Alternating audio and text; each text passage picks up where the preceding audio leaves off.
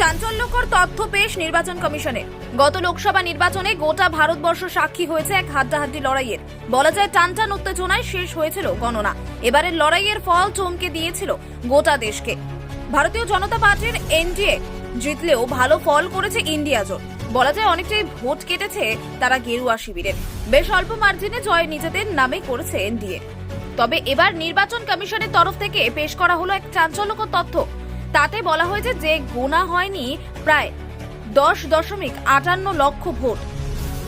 যদিও কারণ হিসেবে বলা হয়েছে যে ভুয়ো ভোটারের সংখ্যা ছিল প্রায় 10,500। এখানেই শেষ নয়, তাদের তরফ থেকে আরো জানানো হয়েছে যে ত্রুটিপূর্ণ ও নিয়ম বহির্ভূত ছিল বাকিগুলি। এমন তথ্য প্রকাশ্যে আসার পরই রাজনৈতিক মহল প্রশ্ন করেছেন যে সেগুলি যদি গোনা হতো তাহলে কি আসল ফলাফল পাল্টে যেত।